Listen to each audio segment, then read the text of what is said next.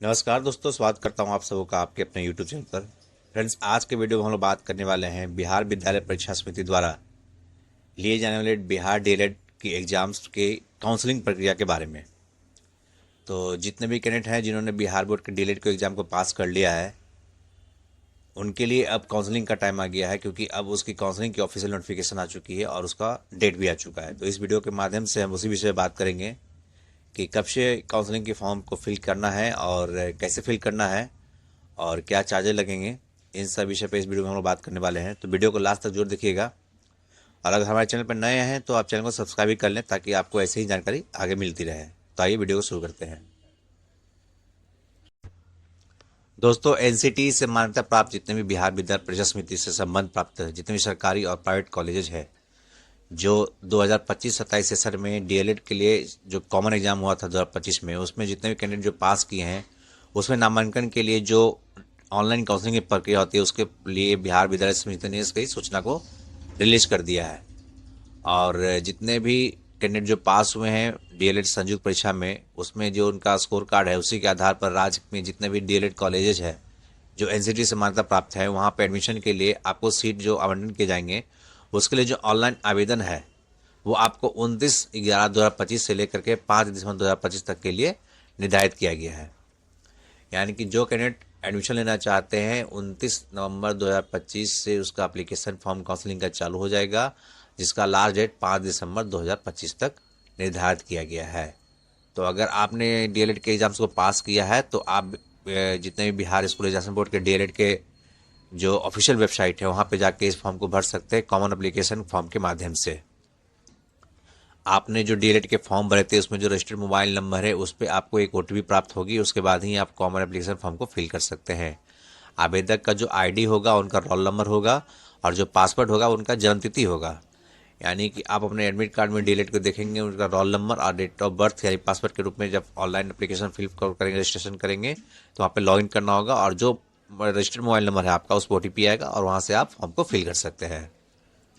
जिन लोगों का class 12th में या उससे जो इक्विवेलेंट परीक्षा होती है इंटरमीडिएट में कम से कम 50% मार्क्स है, केवल वही कैंडिडेट हैं जो डीएलएड के पाठ्यक्रम में एडमिशन के लिए पात्र हैं, एलिजिबल हैं। बाकी जितने भी आरक्षित कोटि के जो उम्मीदवार हैं, साथ ही साथ जो डिसेबल कैंडिडेट हैं, उनको 5% की छूट मिलेगी। 50% के साथ जो मौलवी की परीक्षा पास करके उर्दू अभ्यर्थी हैं जो डीएलएड में एडमिशन लेना चाहते हैं, वो इसके लिए एलिजिबल है। वैसे अभ्यर्थी जिन्होंने 10+2 में वोकेशनल कोर्स के अंतर्गत योग्यता हासिल की है, अथवा जिन्होंने मध्यमा के बाद इंटर 12th अथवा फौकनिया के बाद इंटर 12th की योग्यता हासिल की है, वे डीएलएड कोर्स में नामांकन के पात्र हैं। वैसे कैंडिडेट जिन्होंने शास्त्री, पॉलिटेक्निक, आईटीआई या अन्य प्रकार की योग्यता रखते हैं, वे डीएलएड कोर्स में नामांकन के लिए एलिजिबल नहीं होते हैं। एज एलिजिबिलिटी की बात करते हैं तो कैंडिडेट की मिनिमम आयु 17 वर्ष है। नामांकन के प्रथम वर्ष में प्रथम तिथि को जितने भी कैटेगरी है सभी के लिए, यानी कि कम से कम 17 साल का एज आपका एज होना चाहिए इस एडमिशन डीएलएड अकेडमी में एडमिशन लेने के लिए। जितने भी बिहार स्कूल एजुकेशन बोर्ड के अंतर्गत सरकारी और प्राइवेट डीएलएड कोर्स के लिए जो कॉलेजेज निर्धारित किया गया है, उसमें एडमिशन के लिए जो 2 वर्ष का जो पाठ्यक्रम है, उसके लिए प्रति ईयर 60,000 का फीस लगता है। और अगर आप 2 साल का जो कोर्स है संपूर्ण कोर्स, उसके लिए आपको अधिकतम मैक्सिमम 1,20,000 रुपये जो शुल्क है वो निर्धारित किया गया। और ये जो निर्णय किया है कि उपयुक्त निर्धारित शुल्क अधिकतम है, यानी कि मैक्सिमम शुल्क है, यानी कोई भी कॉलेज 1,20,000 से अधिक का पेमेंट नहीं ले सकती है 2 साल के कोर्स के लिए।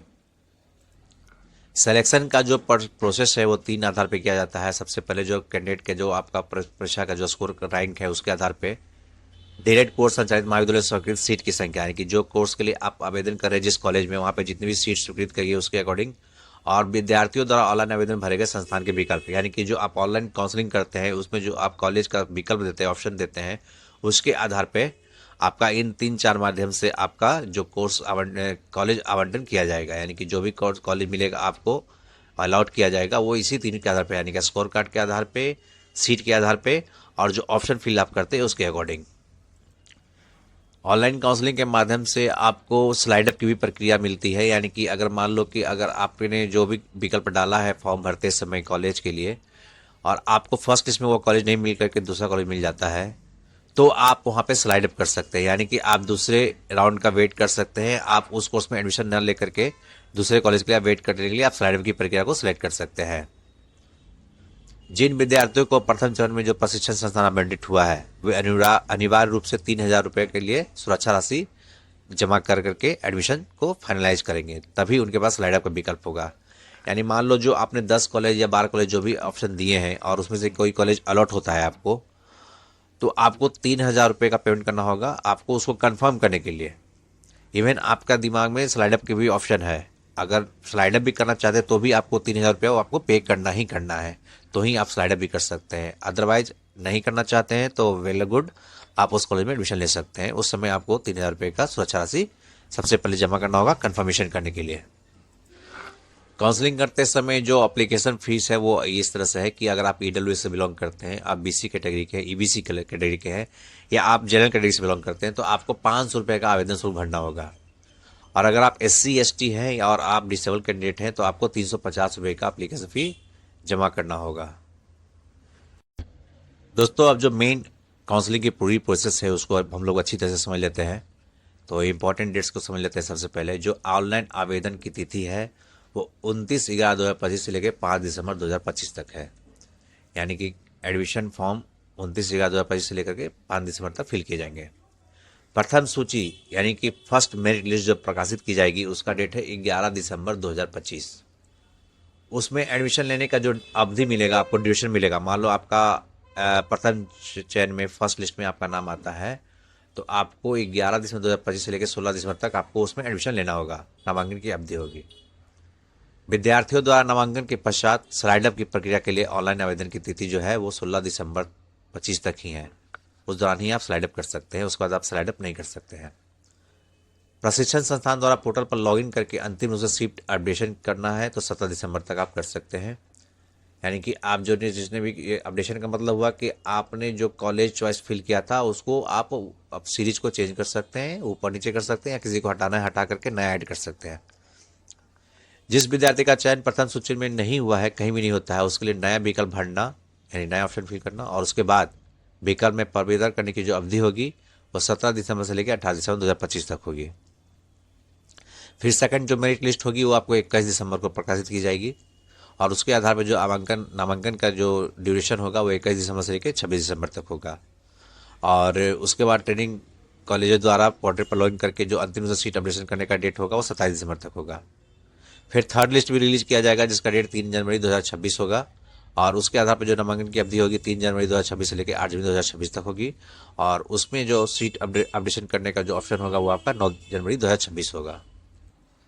तो DLED प्रशिक्षण सत्र 2025-27 में नामांकन के लिए जितने भी स्वीकृत कुल सीटों के विरुद्ध प्रथम चरण में यानी कि फर्स्ट मेरिट लिस्ट में जो जितने भी सिलेक्टेड कैंडिडेट हो गए उनका नामांकन मेधा सूची एवं संस्थानों की प्राथमिकता मेरिट कम चॉइस के आधार पर कॉलेज आवंटन किया जाएगा और उसके बाद जितने भी खाली सीट के विरुद्ध जो क्रमिक रूप से आवश्यकता अनुसार द्वितीय एवं तृतीय चरण में संस्थान को आवंटित किया जाएगा वो ऑनलाइन किया जाएगा। इसके अलावा नामांकन की प्रक्रिया के संबंध में विस्तृत जानकारी टाइम टू टाइम आपको पोर्टल पे प्रकाशित की जाएगी। तो दोस्तों ये थी पूरी प्रोसेस ऑनलाइन काउंसलिंग फॉर्म भरने के लिए जो बिहार विद्यालय परीक्षा समिति द्वारा DLED के एग्जाम में जितने भी कैंडिडेट पास हुए हैं उनके लिए भी ये वीडियो था कि आप किस तरह से ऑनलाइन काउंसलिंग के फॉर्म को भर सकते हैं, कब से भर सकते हैं, क्या एप्लीकेशन फीस लगेगा और किस तरह से आपको कॉलेज आवंटित किया जाएगा। अगर आपको ये वीडियो अच्छी लगी है तो वीडियो को लाइक जरूर कीजिएगा और अपने फ्रेंड्स के साथ भी शेयर कीजिएगा ताकि उन्हें भी इसकी जानकारी मिल सके। मिलते हैं आपसे नेक्स्ट वीडियो में, तब तक के लिए थैंक्स फॉर वॉचिंग।